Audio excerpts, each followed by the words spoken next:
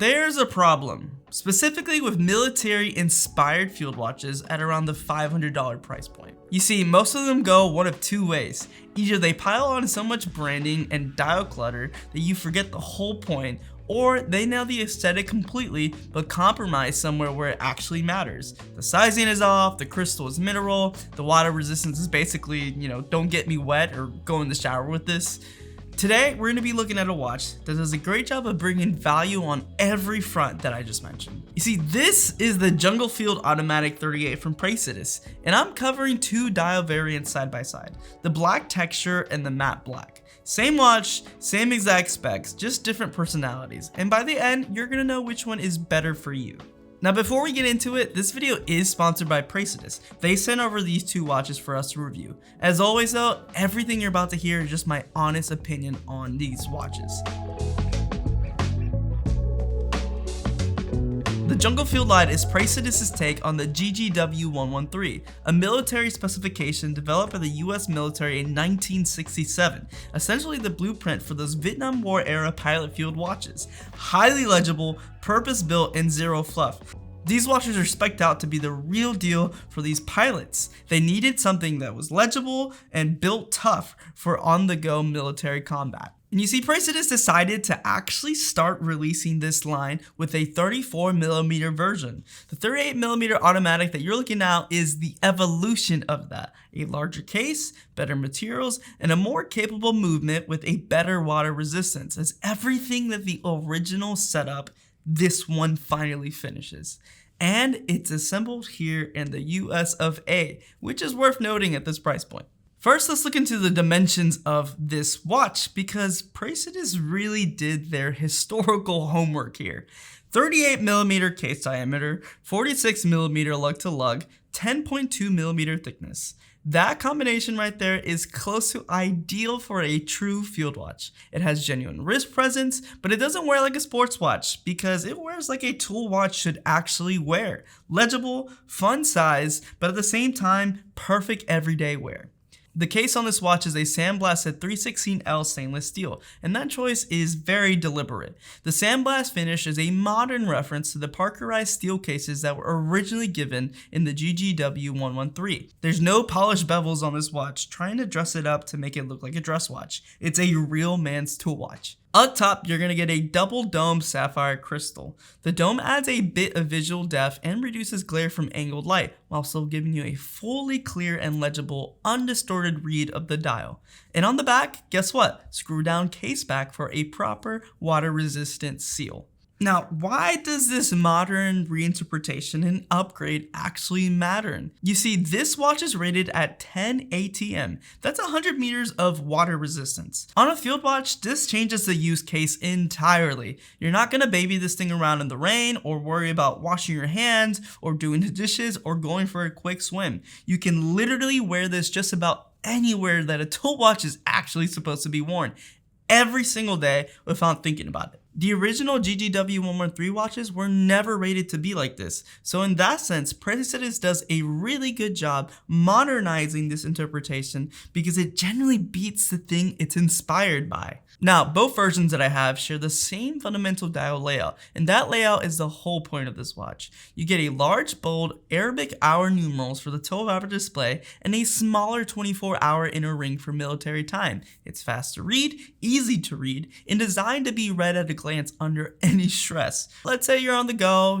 running on a coffee run or in the office, you just want to see a quick glance of what time it is. This is very easy to read, I promise you that. That's not just marketing copy. That's literally what the GGW-113 specification demanded, and Praesidus kept it all intact in this beautiful field watch. The hour and minute hands are shiny black with beige superluminoa, and the indexes are triple printed in white. The lume is on the hands, not on the indexes, and the daylight printed white indexes give you that clean, high contrast military read. At night, you're relying on the lume hands for orientation, which is exactly how the original GGW-113 watches worked. Now, for the differences in the two versions that I have. The black texture dial has a subtle tactile surface that adds a little bit of micro rough and texture to the funness of the dial. In direct light, you catch it, and it gives the dial a slightly gritty, almost worn-in character. It reads, to me, a little bit more vintage and kind of warmer in the aesthetic. If you're a person who's normally gravitated towards patina look on vintage watches, this is probably the one for you. The matte black version is flatter and more stark. It's just a cleaner watch. The contrast between the dial and the printed indices reads way more graphic and modern, less vintage personality, and way more direct.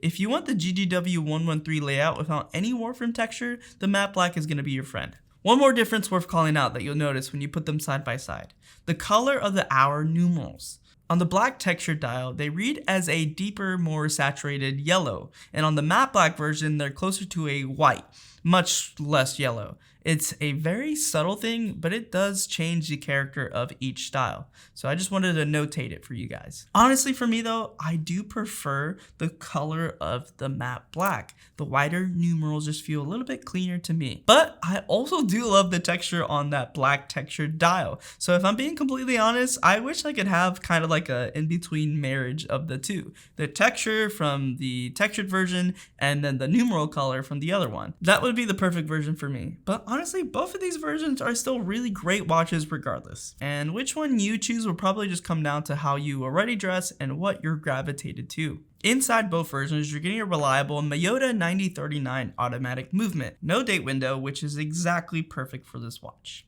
Now, why do I say that? You see, I think a date window would break the dial symmetry and add a function that just doesn't belong in a military field layout. You don't really need to know the day, you just need the freaking time. The 9039 completely skips that concept. The dial layout for this is just about legibility and readability, and I think the date window would completely throw that off guard. So this is the right setup with the right movement. Here's some other notable specs you get in this movement. 28800 VPH beat rate, which gives the second hands a very smooth sweep, and approximately 42 hours of power reserve. It's a reliable, well-regarded movement at this price tier. Again, at this price point, it's not going to be the most romantic finished movement, but it's just going to be a dependable one, which is perfect for the aesthetic and also what this watch is, a tool watch. On the wrist, the proportions really do carry things. The 46mm lug to lug keeps this watch planted really well without any overhang on smaller wrists, and at 10.2mm thick, it slides under a cuff without any fight. And with a 20mm lug width, that means aftermarket strap options are widely available for these watches. So if you want to go exploring beyond the leather strap and the green canvas strap, you've got plenty of options that are possible for these watches. Naturally, on the wrist, it's one of those watches that kind of just disappear when it's on, but every time you glance down at it, it looks exactly right. And honestly, it's a very handsome piece. Now let's talk about how this actually wears day to day, because the specs only tell part of the story. The combination of 38mm, 46mm lug to lug, and a clean, uncluttered dial make this a surprisingly versatile watch on the wrist. It's not trying to be loud, it's not demanding any attention, it just sits there and does the job of a watch, which means it can do a lot of things in a lot of different places without feeling out of context. Now, the strap choice that you put on this thing does play a big part on the versatility. The green canvas that Praesidus offers is more of the historically correct pairing. It leans very, very casual, and it's a great strap and does belong on a watch like this. But it does lock the look into a specific lane: outdoor wear, casual outfits, and weekend stuff. That's really the sweet spot for this canvas. Now, the dark brown leather strap opens things up very considerably. You can throw this on a smart casual outfit, wear it to work, pair it with a sports coat, and it holds up in a lot of different situations where the canvas would feel a little bit too relaxed. For most people, the brown leather is probably going to be the higher mileage strap just because of how many more combinations you can throw it on, but both are honestly solid options. For what this is, a pilot's field watch, neither is honestly the wrong choice. But if I'm being direct, for me, brown leather gets the more use out of the two.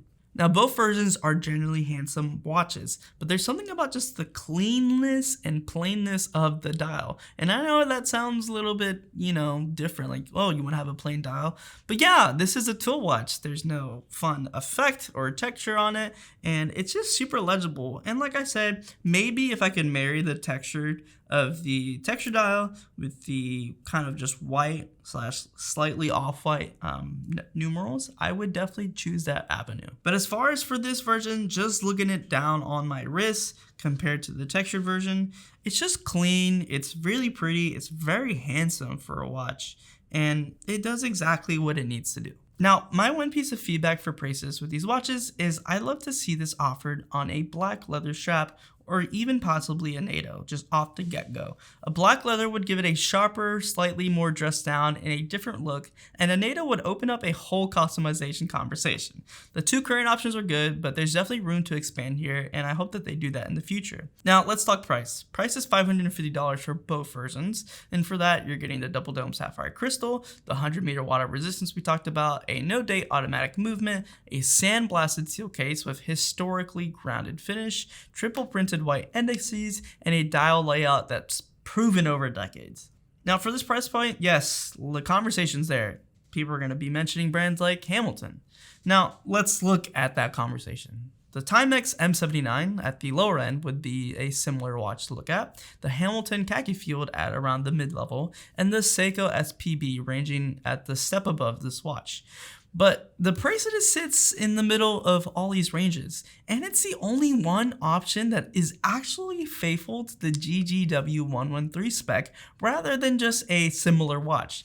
Now, a lot of people are going to give Praesidus smack talk for being a younger brand, but why? We should be commending an American brand that's a micro brand that is trying to do watches justice, give you a solid watch that has historical significance and is actually a great value for your money. So who is this for? If you want one serious daily field watch, something that's historically grounded, properly proportioned, and built to be worn, the Jungle Field 38 Automatic does that job very cleanly. And last thing, if you love watches like this, we love giving watches to you guys. Check us out on thewatchpros.com, where we give away watches every single month, plus a bunch of other perks and merch exclusive offers for you signing up. Check out our membership. Seriously, you do not want to miss out what we have over there. And thank you so much again, Praesidus, for sponsoring this video.